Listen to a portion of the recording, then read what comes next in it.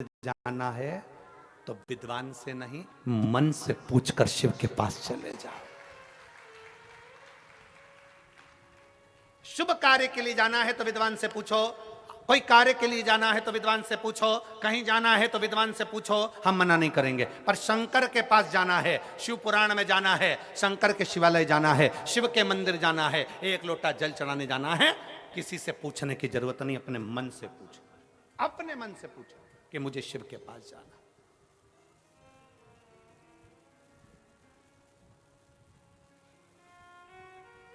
शिव कैलाश का वासी है, शिव शमशान निवासी है, शिव कुबेरेश्वर महादेव है।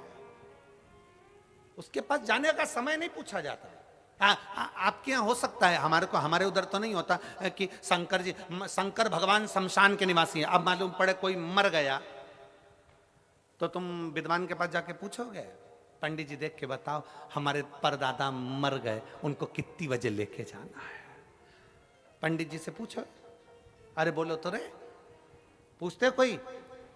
शंकर के पास जाने का कोई समय नहीं पूछा जाता, शमशान ले जाने का कोई समय नहीं पूछा जाता।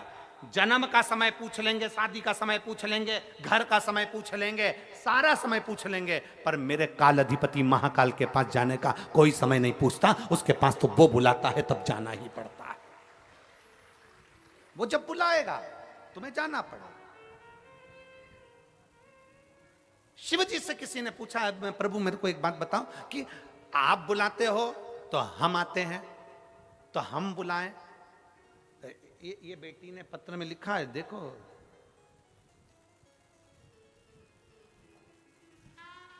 ए महाराज जी, मेरा नाम अंजलि साहू है, मैं बालोदा जिले की रहने वाली हूं, आपसे प्रश्न करने के लिए आई हूं। धन्यवाद बेटी को, साधुता है बेटी को, मेरा बहुत बहुत साधुता। ए महाराज जी, भगवान हमारे सामने क्यों नहीं आते? डरते नहीं,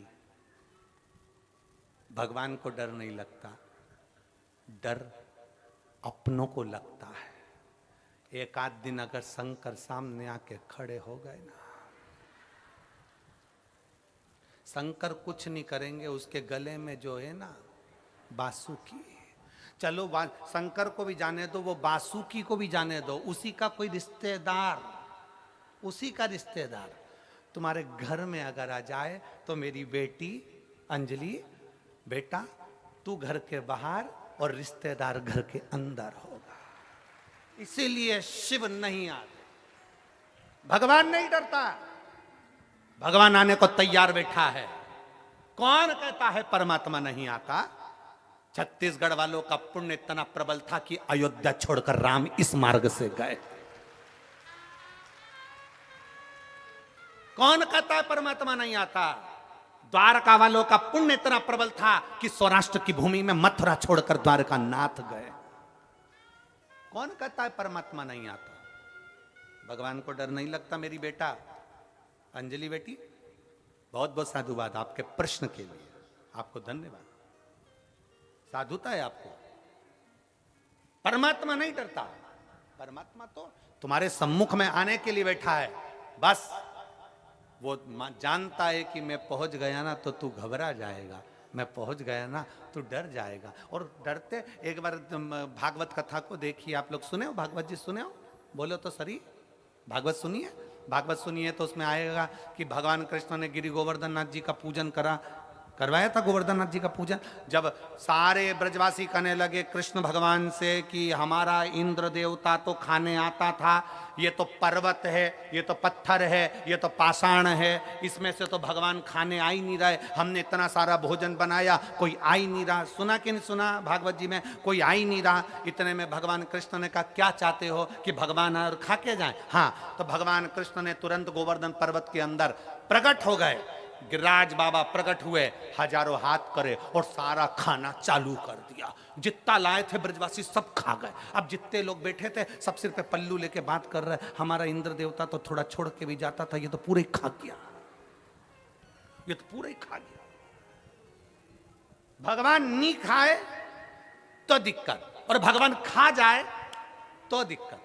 अब सब बात कर रहे हैं, अरे इंद्र देवता तो थोड़ा छोड़ते थे, ये तो पूरा के पूरा खा गया, ये तो पूरा के पूरा खा गया। तब भगवान कृष्ण ने हाथ जोड़कर कहा, गोवर्धन बाबा थोड़ा सा इन ब्रजवासियों के लिए प्रसाद छोड़ दो। तब भगवान गोवर्धन नाथ जी ने प्रसाद छोड़ा और कह दिया, सुनो कृष्ण, इन ब्रजवासियों ने मुझे खाने से रोका, इसलिए आज के बाद मैं किसी के सामने खाने नहीं आऊंगा, केवल भाव से खाकर जाऊंगा, केवल भाव से।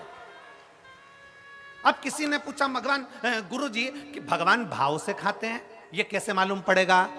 तो मेरी जीजी और जितनी बेटी हैं, आज शाम को जाके प्रैक्टिकल करो, घर में सत्यनारायण भगवान की कथा करो। सत्यनारायण भगवान की कथा में पंजेरी सेको, पंजेरी जानते हो, आटा सेक के शक्कर मिला के और पंचामृत बनाओ, दही दूध सब मिला के पंचामृत। एक कटोरी पंजेरी और एक कटोरी पंचामृत अलग रख दो फ्रिज के ऊपर, और एक कटोरी पंजेरी और पंचामृत सत्यनारायण भगवान के सामने रख दो। पूरी कथा सुनना, आरती करना, पूजन करना और पंजेरी खाकर देखना, फिर फ्रिज के ऊपर जो रख के आई थी उसको खाकर देखना, दोनों में स्वाद अंतर आएगा। जो पत्तन भगवान के सामने रखी उसका स्वाद बढ़ जाएगा। और जाने दो, नवरात्रे आ रहे हैं, 16 दिन जाएंगे, श्राद्ध के नवरात्रे आ जाएंगे। नवरात्रे में जगह जगह देवी का भंडारा होता है।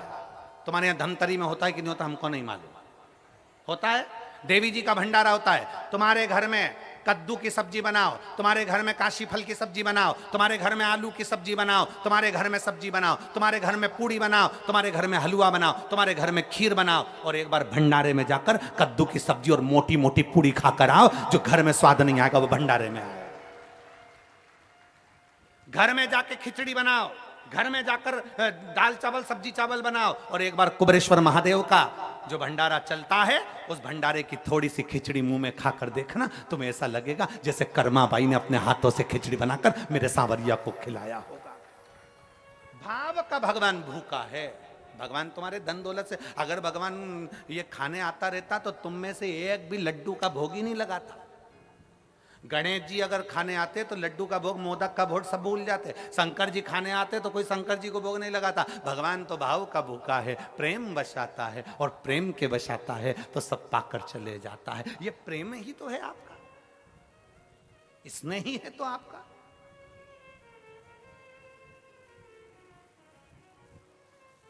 महाराज इसलिए शिव तत्व बार बार कहता है, आपकी भक्ति को प्रबल करिए, आपकी भक्ति को प्रबल करिए।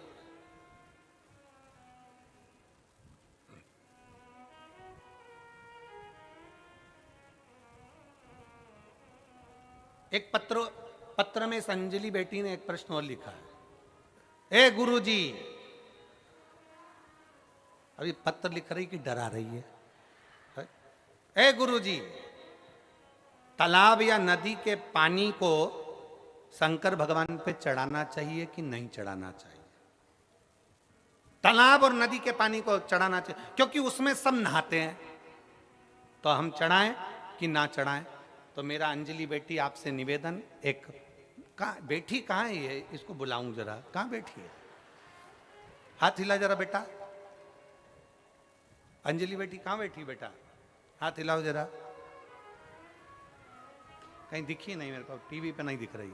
हाँ दिख गई बेटा, आजा, एक बेलपत्र लेकर जा, आजा आजा। ए गुरुजी, तेरा ये शब्द नहीं भूलूंगा हो। ए गुरुजी, तालाब नदी का पानी शंकर को चढ़ाना चाहिए कि नहीं चढ़ाना चाहिए? क्योंकि उसमें सब नहाते हैं, सब तरह के लोग होते हैं, सब तरह के लोग नहाते हैं, तो वो पानी हम चढ़ाएं ना चढ़ाएं? मेरा अंजलि बेटी से निवेदन है कि स्मरण में लेकर आओ, अग्नि, वायु, जल, पृथ्वी। The new beauty shopping experience. Tira for every you. हर सामान सस्ता भी और 4 स्टेप क्वालिटी चेक भी। Amazon फ्रेश से ग्रोसरी लाओ, नहीं तो महंगा पड़ेगा। इस पर तुमने गंदगी करी है, पृथ्वी कभी अशुद्ध नहीं होती, कभी अशुद्ध नहीं होगी। अब ये जंगल है, ये इतना बड़ा ग्राउंड है। अब जरा विचार करो, इस पृथ्वी पर लोग मलमूत्र कर कर गए होंगे, पहले ना जाने कितने लोग इस पे गंदगी कर कर गए होंगे, उसके बाद शिव पुराण हो रही कि नहीं हो रही? बोलो जम के बोलो। इस भूमि पर लोग बैठे कि नहीं बैठे, कथा सुन रहे कि नहीं सुन रहे? पृथ्वी भूमि कभी अशुद्ध नहीं होती, अग्नि कभी अशुद्ध नहीं होती, अग्नि कभी अशुद्ध नहीं है, आकाश कभी अशुद्ध नहीं है,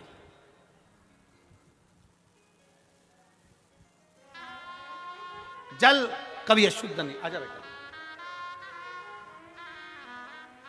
ए गुरु जी ले बेटा, खुश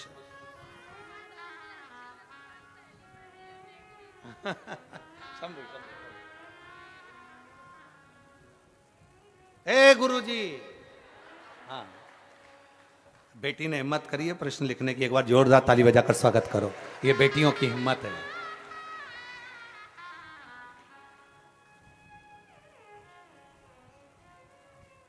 आज हकीकत में लगा कि कर्माबाई की बेटी आई है, अंजलि साहू। हो हाँ, अंजलि साहू, ठीक है, बालोदा जिले की रहने वाली है। अग्नि अशुद्ध नहीं है, पृथ्वी अशुद्ध नहीं है, आकाश अशुद्ध नहीं है, जल अशुद्ध नहीं है। जल जल होता है, उसमें वो खुद गुण होता है कि जल अपने आप में पवित्र होता है, अशुद्ध नहीं, उसकी शुद्धता अपने आप है, अपने आप।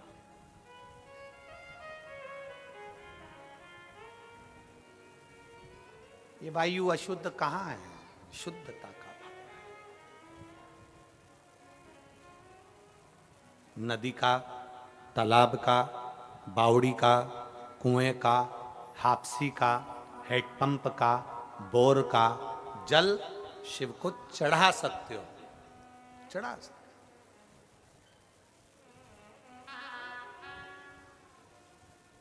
और मेरा निवेदन बेटा अंजलि आपको, आप एक कथा शिव पुराण में जरूर पढ़ना। शिव महापुराण में कथा आती है कड़प की। ऐसा डाकू, ऐसा जंगल में रहने वाला, ऐसा भील, ऐसा कड़प जो कभी देवता को नहीं जानता था।